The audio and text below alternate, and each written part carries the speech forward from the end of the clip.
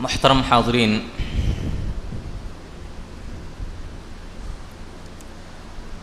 اللہ رب العالمین کے فضل اور توفیق سے آج ہم لوگوں نے تیسری تراویح پڑھی۔ اللہ سے دعا ہے کہ اللہ رب العالمین ہماری اس تراویح اور قیام اللیل کو، ہمارے روزے کو اور دیگر ہماری نیکیوں اور عبادتوں کو اللہ قبول فرمائے۔ حاضرین گرامی، بات چل رہی تھی سورہ بقرہ کی طرف سے۔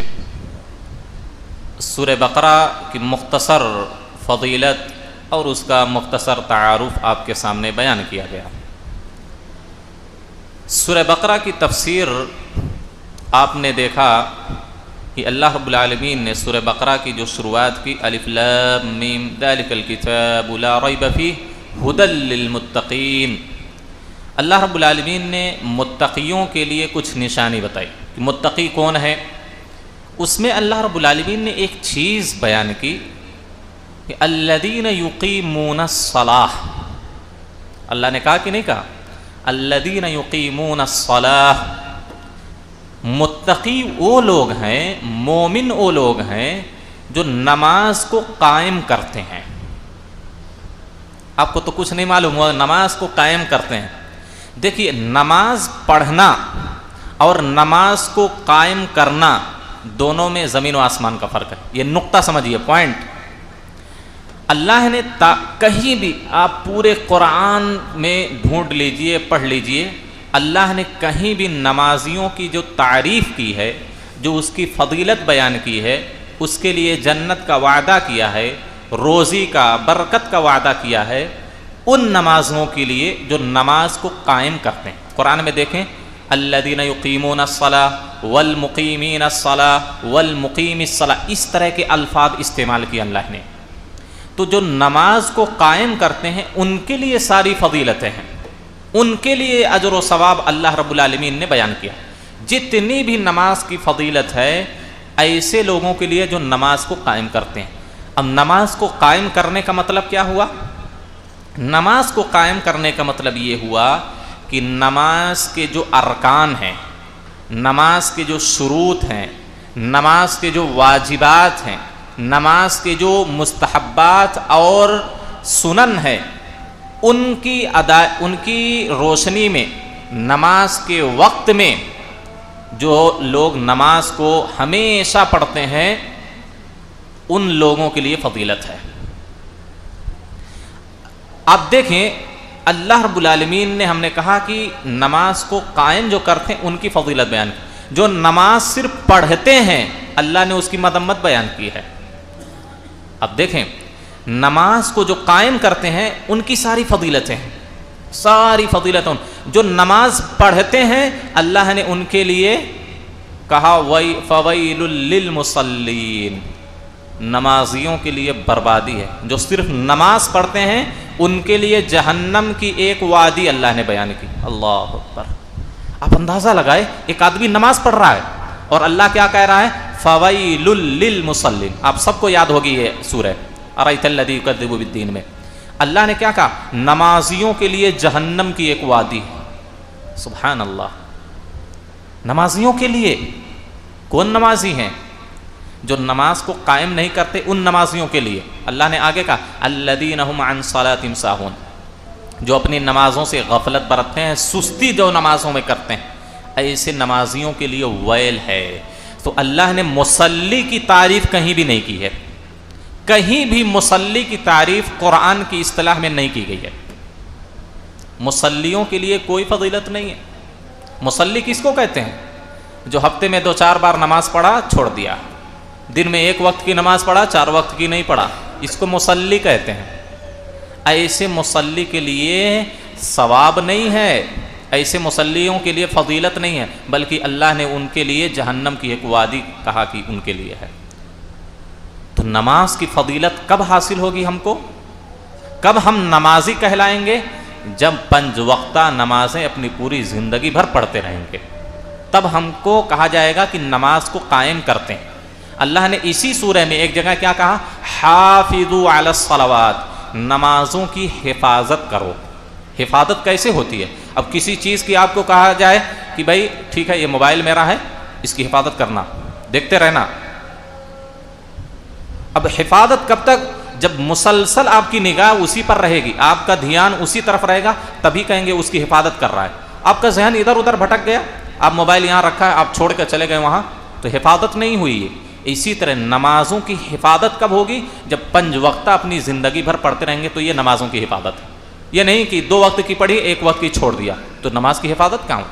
تم جو نماز کو مسلسل کنٹینیو 5 وقتہ نمازیں زندگی بھر پڑھتے ہیں، ان کو کہا جاتا ہے مقیمین الصلاۃ، نماز کو قائم کرنے والے. ایسے لوگوں کے لیے فضیلت. اور جو کبھی کبھار نماز پڑھتے ہیں، اللہ نے کہا ایسے لوگوں کے لیے بربادی ہے.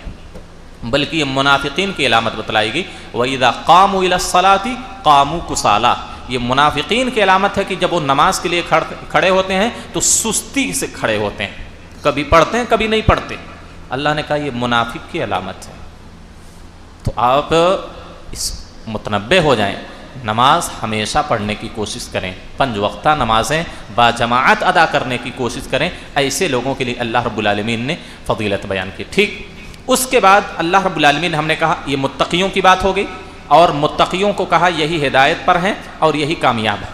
اس کے بعد جو کافرین کی بات بیان کی، اللہ نے اس کا انجام کیا بتلایا؟ وَلَهُمْ عَذَابٌ عَظِيمٌ، کافروں کے لیے دردناک عذاب ہے. پھر انسان کی تیسری قسم اللہ نے بیان کی، منافق. منافق کا بھی انجام بتلایا، وَلَهُمْ عَذَابٌ أَلِيمٌ، ان کے لیے دردناک عذاب ہے. بلکہ کافر سے بدتر منافق ہے، کافر سے بدتر منافق ہے، کافر سے کہیں زیادہ گنہگار منافق ہے. کیونکہ کافر کسے کہتے ہیں؟ جو اللہ کو نہ مانتا ہو، نبی کو نہ مانتا ہو، کافر. ہم کو معلوم بھائی یہ دشمن ہے اسلام کا، خلاص اس سے ہم کو کوئی ڈر نہیں ہے. ایک منافق جو ہے ہمارے ساتھ نماز بھی کبھی پڑھتا ہے، ہمارے ساتھ اٹھتا بیٹھتا ہے، بظاہر کہتا ہے کہ میں مومن ہوں، میں مسلمان ہوں، لا الہ الا اللہ محمد رسول اللہ اپنی زبان سے بھی پڑھتا ہے، لیکن دل سے وہ اللہ کو اور رسول کو نہیں مانتا، دل سے وہ نماز نہیں پڑھتا، دل سے اسلام نہیں لایا ہے، وہ صرف زبان سے کہہ رہا ہے. ایسے ہی سے تو لوگ دھوکہ کھاتے ہیں. بھئی ہم جس کو دوست سمجھ رہے ہیں وہی تو دشمن ہے ہمارا، آستین کا سانپ جس کو کہتے ہیں. اسی بنیاد پر اللہ نے کیا کہا کہ کافروں کے لیے تو دردناک عذاب ہے، لیکن منافق جو اپنی زبان سے صرف اسلام کا پرچار کرتے ہیں، زبان سے اقرار کرتے ہیں، لیکن دل میں ان کے ایمان نہیں اترتا ہے، دل سے اللہ اس کے رسول کو نہیں مانتے ہیں، اللہ نے کیا کہا؟ ان المنافقین فی الدرک الاسفل من النار. یہ منافقین جو صرف زبان سے اسلام کا اقرار کرتے ہیں، دل میں ان کے ایمان نہیں ہے، یہ جہنم کے سب سے نچلے طبقے میں رہیں گے. جہنم کا جو سب سے نچلا طبقہ ہے، جس میں سب سے بھیانک جہنم کی آگ ہوگی، جہاں سب سے دردناک عذاب ہوگا، اس جگہ پر منافق کو رکھا جائے گا، کیونکہ اسی سے اسلام کو بہت زیادہ نقصان پہنچا. آپ دیکھیں ابی ابن خلف کو دیکھ لیجئے، ابی ابن سلول کو دیکھ لیجئے، یہ جو حضرت عثمان کے قاتل ہیں، حضرت علی کے قاتل، یہ سب بظاہر مسلمان تھے لیکن دل میں ان کے اسلام ایمان نہیں تھا. تو اللہ نے 3 لوگوں کی قسمیں بیان کی. پہلے مومن کی، کامیاب، اس کے بعد دوسری قسم کافر، جہنمی، منافق سب سے بدتر. تینوں قسمیں گنا دی. اب اللہ رب العالمین نے اس کا رزلٹ بھی بتلایا، کون کامیاب ہے کون ناکامیاب. تینوں قسمیں گنانے کے بعد اللہ رب العالمین سب سے پہلا قرآن کے اندر حکم کیا دیتا ہے؟ قرآن 30 پارہ ہے، اس میں بہت ساری چیزوں کا اللہ نے حکم دیا، بہت ساری چیزوں سے منع. کوئی مجھے یہ بتلائے کہ قرآن کا سب سے پہلا حکم کیا ہے؟ کس چیز کا سب سے پہلا حکم قرآن دے رہا ہے؟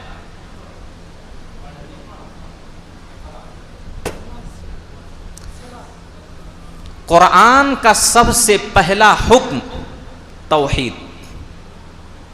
توحید توحید ہے تو سب کچھ ہے آپ کے پاس، توحید نہیں ہے تو کچھ نہیں ہے آپ کے پاس. ایک آدمی اشہد ان لا الہ الا اللہ و اشہد ان محمد رسول اللہ پڑھ رہا، نماز بھی پڑھ رہا، زکوٰۃ بھی دے رہا ہے، حج بھی کر رہا ہے، ساری نیکیاں کر رہا ہے، لیکن اس کی زندگی میں توحید نہیں ہے. وہ غیر اللہ کو نظر و نیاز کرتا ہے، غیر اللہ کے نام پر جانور ذبح کرتا ہے، غیر اللہ کے سامنے سجدہ کرتا ہے، قبروں کا طواف کرتا ہے. باباؤں پیروں کے سامنے جھکتا ہے، کوئی فائدہ نہیں اس کی نماز کا، کوئی فائدہ نہیں اس کی زکوٰۃ کا، کوئی فائدہ نہیں اس کی ساری نیکیوں کا، وہ ساری نیکیاں برباد ہیں، کوئی فائدہ نہیں۔ اللہ نے قرآن کا سب سے پہلا حکم اللہ کی عبادت اور توحید ہے۔ اللہ نے کیا کہا؟ تینوں قسموں کو گنا کے پھر اللہ نے صرف مومن کو مخاطب نہیں کیا، کہا یا ایھا الناس اعبدوا ربکم الذی خلقکم والذین من قبلکم لعلکم تتقون۔ اللہ نے سب سے پہلا حکم دیا، اس میں منافق کو بھی اللہ مخاطب کر رہا ہے، کافر کو بھی اللہ مخاطب کر رہا ہے، اور مومن کو، تینوں کو کہہ رہا ہے اے سارے دنیا کے لوگوں، اس رب کی عبادت کرو جس نے تم کو بھی پیدا کیا اور تم سے پہلے لوگوں کو بھی پیدا کیا۔ یہ قرآن کا سب سے پہلا حکم ہے۔ گویا معلوم اس سے ایک پوائنٹ نکلا، ایک نقطہ نکلا کہ ہماری زندگی کا سب سے بیش قیمت اور سب سے مہنگی اور انمول چیز ایک مسلمان کے لیے توحید ہے۔ سب سے بڑی نعمت توحید ہے۔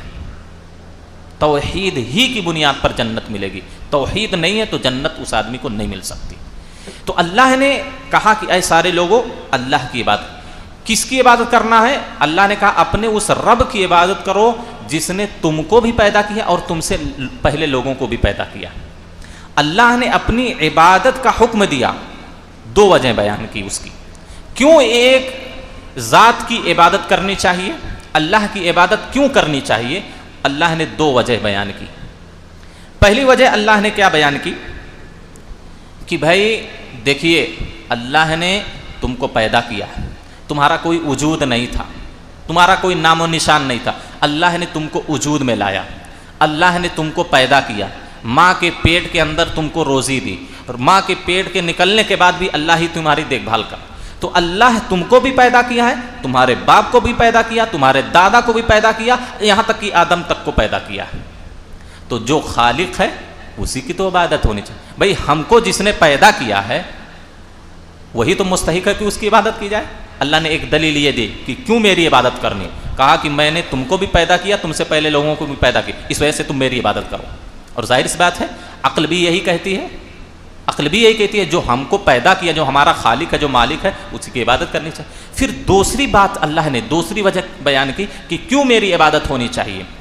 اللہ نے کچھ اپنے احسانات اور کچھ انعامات کا ذکر کیا، کچھ نعمتوں کا ذکر کیا کہ اس وجہ سے بھی ایک ذات کی، ایک اللہ کی عبادت ہونی چاہیے۔ اللہ نے کہا کہ یہ آسمان کو تمہارے لیے اللہ نے چھت بنایا، یہ زمین کو تمہارے لیے اللہ نے بچھونا بنا دیا، اور اللہ نے کہا آسمان سے اللہ نے بارش نازل کی، اور اس زمین سے تمہارے لیے طرح طرح کے غلے، طرح طرح کے پھل فروٹ، طرح طرح کی چیزیں اللہ نے تمہارے لیے پیدا کی۔ اب جو ہم کو ماں کے پیٹ سے کھلا رہا ہے، روزی دے رہا ہے، اور زندگی بھر تک ہماری موت تک جو ہم کو کھلا رہا ہے، ہمارے لیے زمین بنائے، ہمارے لیے غلہ بنایا، ہمارے لیے پھل فروٹ، ہمارے لیے مشروبات، گویا کہ ہر چیز کا جو بندوبست کر رہا ہے وہ اللہ ہے۔ تو بھائی جو ہم کو کھلا رہا ہے، جو ہم کو پلا رہا ہے، جو ہم کو پہنا رہا ہے، جو ہم کو ایک ایک سانس جینے کے لیے جو دے رہا ہے، تو وہی تو مستحق ہونا چاہیے کہ اس کا شکر کیا جائے۔ شکر کس کا ادا کیا جاتا ہے؟ جو ہم پر احسان کرتا ہے اس کا شکر ادا کرتے ہیں ہم لوگ۔ تو اللہ تو سب کچھ ہم کو دے رہا ہے، تو کیا اللہ شکر کا مستحق نہیں ہے؟ تو اس وجہ سے اللہ نے کہا کہ ایک تو میں تمہارا خالق ہوں، اس وجہ سے بھی میری عبادت کرو، میرے علاوہ تم کو کسی نے پیدا نہیں کیا، کسی کا ہاتھ نہیں ہے تمہاری پیدائش میں، اور اس وجہ سے بھی کیونکہ میں سب کچھ تم کو دے رہا ہوں۔ یہ آسمان بھی تمہارے لیے میں نے پیدا کیا، یہ زمین بھی تمہارے لیے میں نے پیدا کیا، اور زمین آسمان میں جتنے درخت ہیں، شجر ہیں، حجر ہیں، ساری چیزیں میں نے تمہارے لیے پیدا کیا، میں ہی تم کو کھلا پلا رہا ہوں، تو اس وجہ سے بھی میرا شکر ادا کرو، میری عبادت کرو۔ تو یہ دو وجہیں اللہ رب العالمین نے بیان کی۔ ایک اور بات بتلاؤں، اللہ نے پھر کیا ہے عقلی دلیل دی کہ اللہ کی کیوں عبادت کرنی چاہیے۔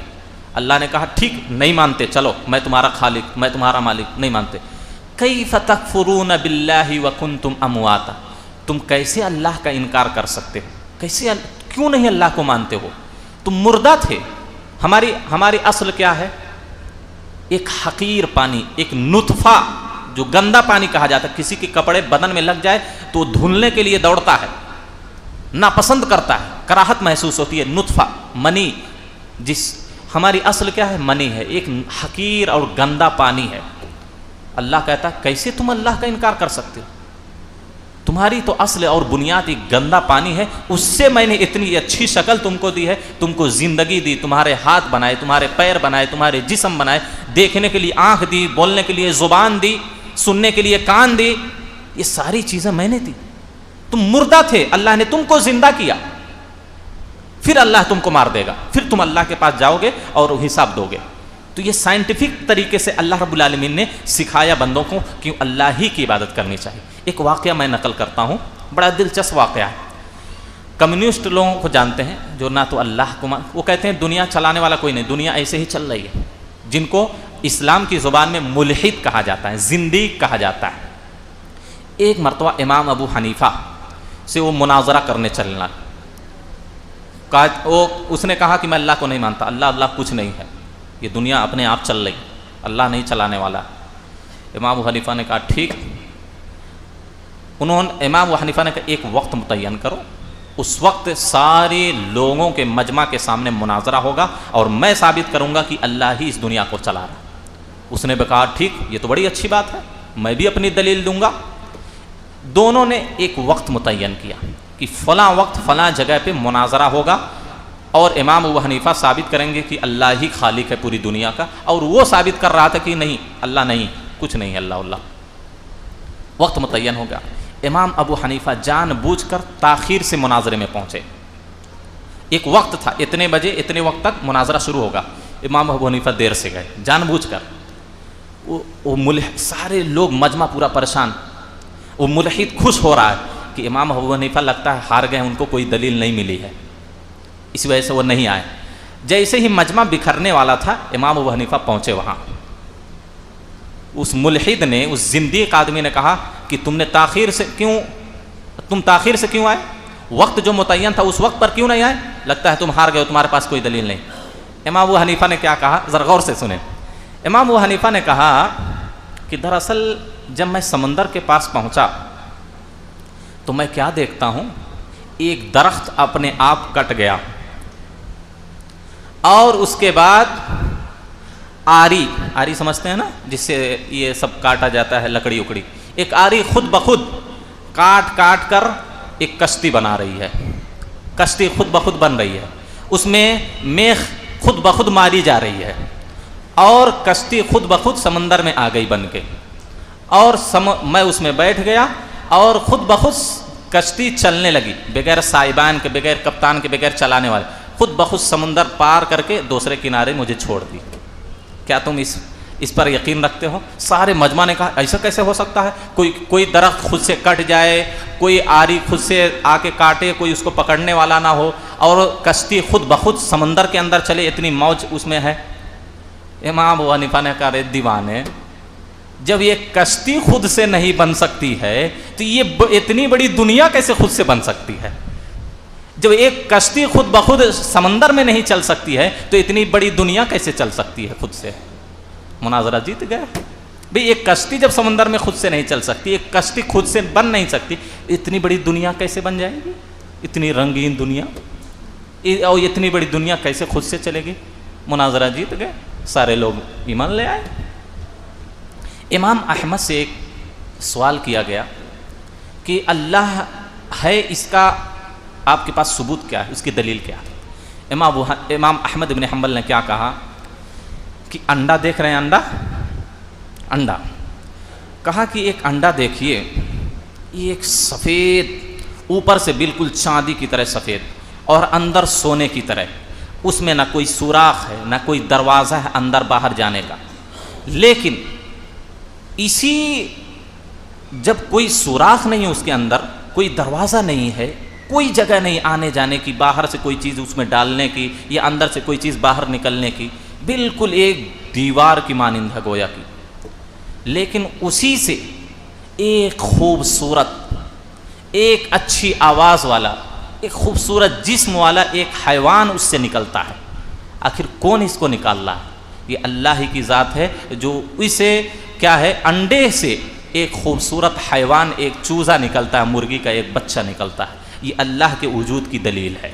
تو اس طرح کئی لوگوں نے بہت ساری صورتیں اور مثالیں دی ہیں۔ امام شافعی سے کسی نے کہا تو امام شافعی نے کہا کہ بھئی شہتوت دیکھتے ہیں، توت ایک پھل ہے جو کھٹا کھٹا لگتا ہے، शहतूत, कहा कि देखिए अगर कीड़ा उससे क्या रस चूसता है तो रेशम निकलता है, शहद की मक्खी उसका रस चूसती है तो शहद सबसे मीठा और सबसे अच्छा मशरूब निकलता है, और जब वही गाय बैल बकरी भैंस उसको खाती है तो गोबर निकलता है। हालांकि चीज़ एक ही है, जायका एक ही है, उसका जायका कड़वा है, खट्टा है, लेकिन गाय बैल खा रहे हैं तो गोबर मेगनी निकल रही है, क्या है शहद की मक्खी खा रही है तो सबसे अच्छा शहद उससे निकल रहा है, और वही कीड़ा खा रहा है तो रेशम निकल रहा है। तो कहा कि ये इस बात की दलील है कि ये जो मुख्तलिफ सलाहियतें इसमें पैदा हो रही हैं वो अल्लाह ही पैदा कर रहा है। तो कहने का मतलब ये है कि अल्लाह रब्बुल आलमीन हमारा खालिक है, हमारा मालिक है, इस वजह से हमें अल्लाह की इबादत करनी चाहिए। एक बात और बोल करके अपनी बात को ख़त्म करता हूँ। अल्लाह रब्बुल आलमीन ने, हमने कहा कि सूरह बकरा के अंदर बहुत सारी मिसालें अल्लाह ने बयान की। मिसाल क्यों अल्लाह बयान करता है? लोगों को समझाने के लिए, समझाने के लिए। इसमें कुछ लोगों का इम्तिहान भी होता है। अल्लाह ने एक मिसाल बयान की, किसकी? मच्छर की। अल्लाह ने कहा इन्नल्लाह ला यस्तही अन यज़रिब मसलन मा बऊदा, अल्लाह को इस बात की कोई शर्म नहीं है कि वो एक मच्छर की मिसाल बयान करे। अल्लाह ने मच्छर की मिसाल बयान की। अब काफिर मुनाफिक जो थे, कहा ये अल्लाह को क्या हो गया, कुरान में मच्छर मक्खी ये सब का जिक्र कर रहा है। लेकिन वही मोमिन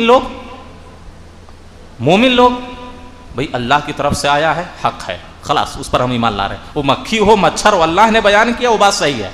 एक मोमिन और एक काफिर में ये फ़र्क है कि अल्लाह जो भी बयान करता है मोमिन कहता हाँ वो हक है, वो सच्ची बात है, वो हमारे फ़ायदे के लिए है, तभी अल्लाह ने बयान। लेकिन एक मुनाफिक एक काफिर उसमें खामियां निकालता, अल्लाह ने ये क्यों बोल दिया, अल्लाह ने ये क्यों बयान कर दिया।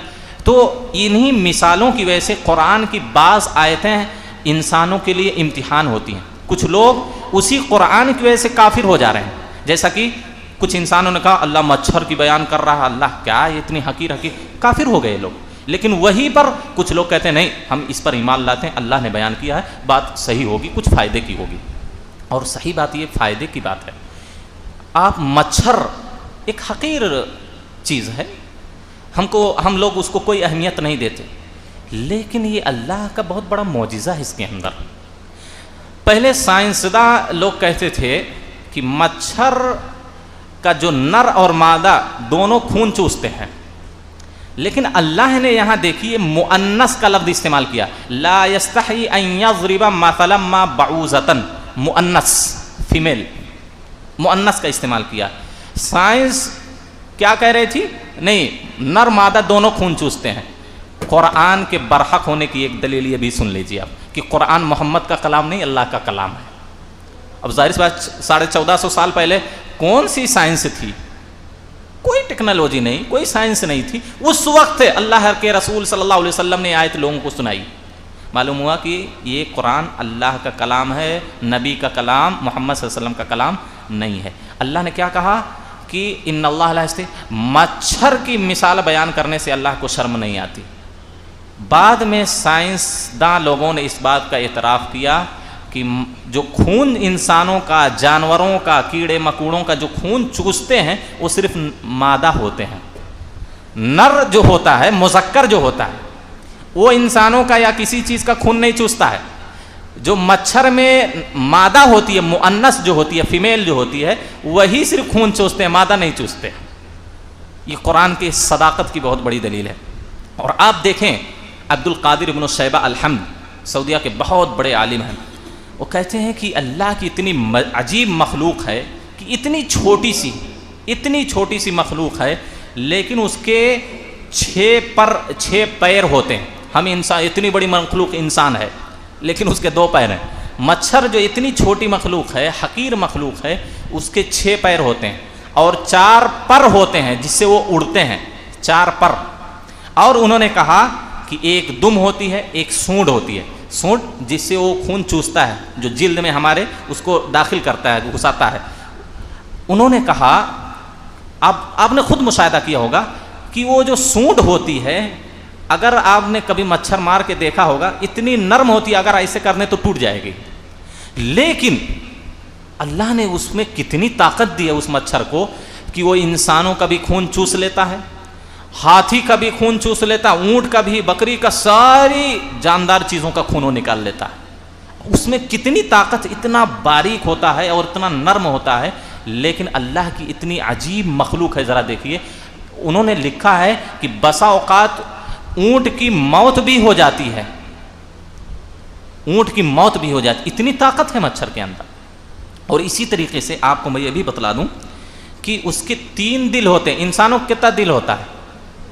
مچھر کا اتنی چھوٹی مخلوق ہے، اللہ نے معمول یہ ایسے ہی نہیں بیان کر دیا مچھر کی مثال کو، یہ بڑی حکمت ہے، یہ عجوبہ ایک عجوبہ ہے۔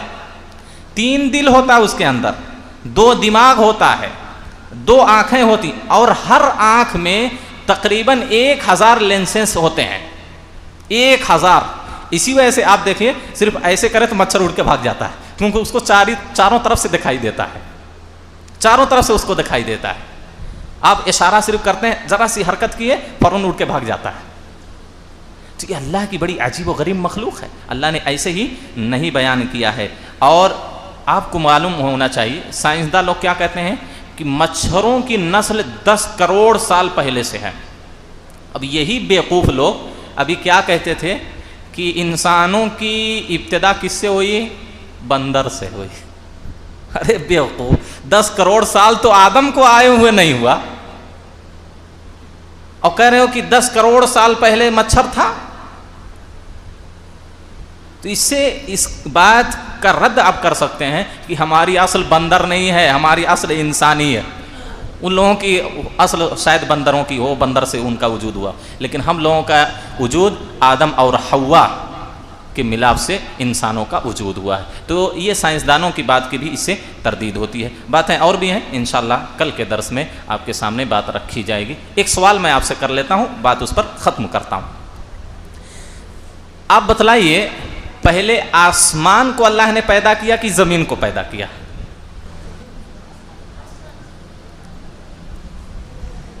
بارک اللہ فیک، اللہ آپ کے علم میں برکت دے۔ اللہ نے پہلے زمین کو پیدا کیا۔ پہلے کس کو پیدا کیا اللہ نے؟ اللہ کا پہلے عرش کہاں تھا؟ پانی پر تھا، نیچے پانی پر تھا۔ اللہ نے زمین بنائی، والذی خلق لکم ما فی الارض جمیعا، زمین بنائی، اور زمین میں جو ساری چیزوں کی ضرورت تھی اللہ نے اس کو بھی بنایا۔ ثم استوى الی السماء، پھر اللہ عرش پر مستوی ہوا۔ تو پہلے اللہ نے 2 دن میں زمین کو پیدا کر دیا۔ اللہ اکبر۔ اب اس زمین میں جو سمندر، یہ درخت، یہ ساری چیزیں، آج تک ابھی لوگ، اتنی بڑی ٹیکنالوجی ہے، اتنا عروج پہ ہے سائنس، لیکن آج تک لوگ پتہ نہیں لگا پائے ابھی تک کتنی مخلوق اس دنیا میں ہے۔ اللہ نے 2 دن کے اندر یہ ساری چیزیں پیدا کر دیں۔ اس کے بعد اللہ نے آسمان پیدا کیا، اور آسمان اب عرش پر اللہ رب العالمین مستوی ہے۔ تو پہلے اللہ نے زمین کو پیدا کیا، پھر اس کے بعد آسمان۔ اور یہ عقل سے بھی آپ سوچ سکتے ہیں کہ یہ زمین یہ بنیاد ہے، اور بنیاد پہلے ڈالی جاتی ہے، پھر چھت ڈالا جاتا ہے۔ اللہ نے آسمان کو چھت کہا ہے اور زمین کو بچھونا کہا ہے۔ تو معلوم ہوا کہ پہلے زمین اللہ نے بنائی، پھر آسمان بنایا۔ ابن کثیر رحمہ اللہ نے بھی اس بات کو ذکر کیا ہے۔ اللہ سے دعا ہے کہ اللہ ہم سب کو قرآن سننے، سمجھنے اور قرآن کے مطابق زندگی گزارنے کی توفیق دے، آمین۔ والسلام علیکم ورحمۃ اللہ۔